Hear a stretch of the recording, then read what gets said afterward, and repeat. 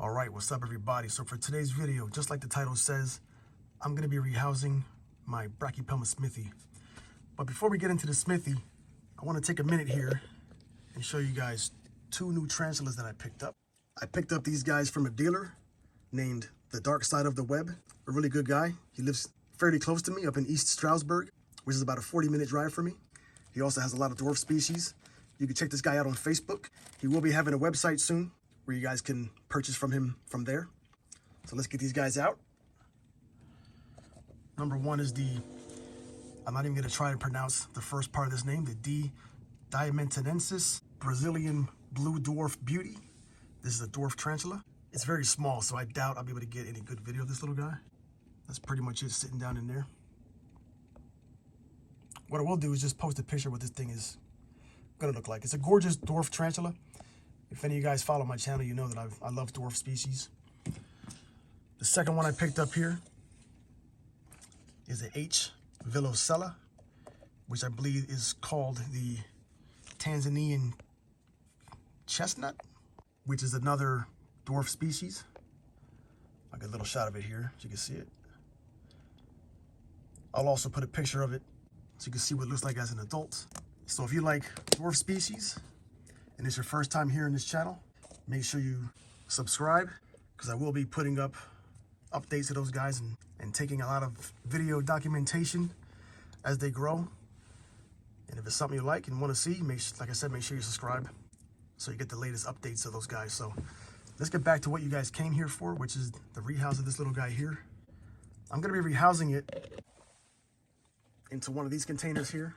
Also, a viewer named Mrs. Pinktoe, which is a very good name, informed me that these are called Brachypelma boxes. And I guess they are primarily sold over the UK. I'm not sure how they ended up in my area, but I'm definitely taking advantage of these little guys here. And if you look inside here, I also picked up some Democorpus Logan leaves.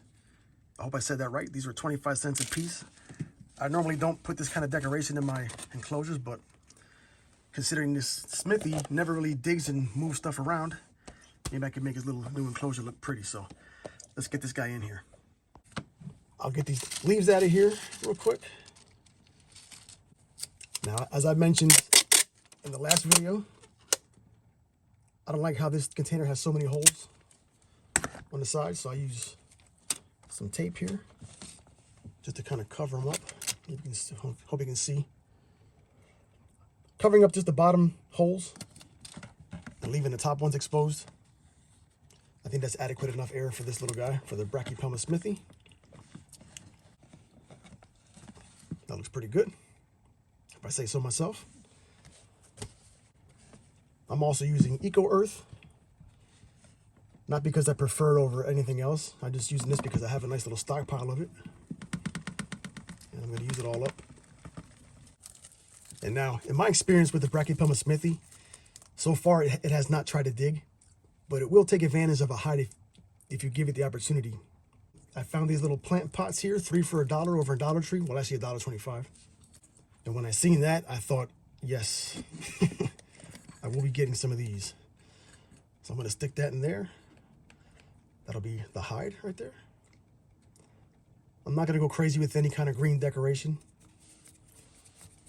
But today this little guy will be getting his first water dish.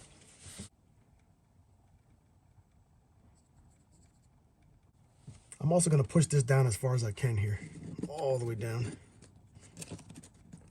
There. You can kind of see down there. Almost like a little cave, I guess. And like I said, I normally don't do this, but I'll pretty it up a little bit and throw a couple leaves in there just to kind of give it a, I don't know. Maybe not. That broken leaf just didn't do it for me. It wasn't looking pretty. Maybe I'll just put the whole leaf. How about that? There we go.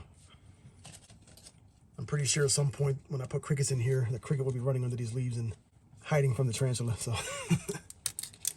we'll kind of do something like that.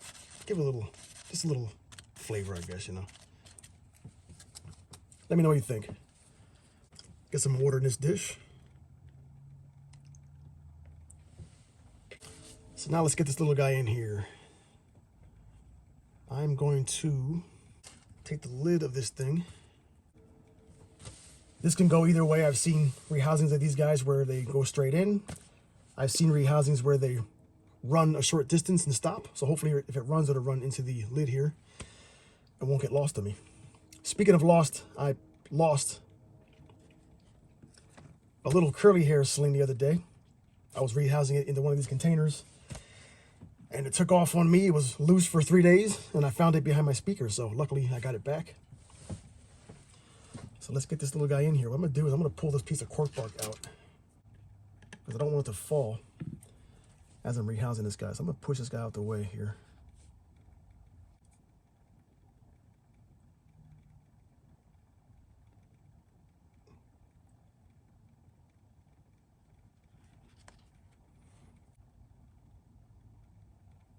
Okay. Got that part out the way. And now let's get this little guy in here. I also think it's important to mention that these guys get confused with the Brachypelma homori. I do have a Brachypelma homori female. She's not full grown, but she's pretty big. And when I purchased this guy, he was labeled as a Brachypelma Smithi. So as of now, I'm keeping this guy as a Brachypelma Smithi. As this guy molts and starts getting a little more color, I'm sure I'll know if this guy's a true Smithi or not. But as of now, this guy is a Brachypelma Smithi, until proven otherwise. Oh, there he goes. See, look at me getting nervous. Look at me getting nervous. Okay. Let's do this. He doesn't want to come out, so we're going to have to give him a little pressure to come out. There we go. Oh, there he goes. Nice. So, that went a lot better than it did with my homori female. I did get a little jumpy there for a second. I'm sorry about that. Okay, so there it went. I say that went pretty smooth. Other than my shaky hands, this guy went right in, no problems. I'm gonna be keeping this guy dry pretty much. Like I said, he never dug down. He never went deep to try to get some moisture. He always stayed up top. But he did take advantage of a hide. When I put one in there for it, it will use it. When it gets spooked, it'll run in there. Other than that, I feed this guy cricket once a week. I've already gone 2 weeks. And I'll be keeping this water dish full in case he gets thirsty. And it'll be interesting to see what this guy does with the enclosure. Once it gets settled in, I'm pretty sure it's going to take advantage of the hide right there and live a happy little life here. So that's really all I had for now. It was a successful rehouse, and I will have updates. And of course, you know I'll be having some feeding videos. I always do. And until next time, I want to thank you guys for watching.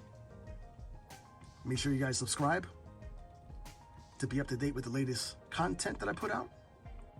And like I always say, thanks for watching, and I'll see you guys next time.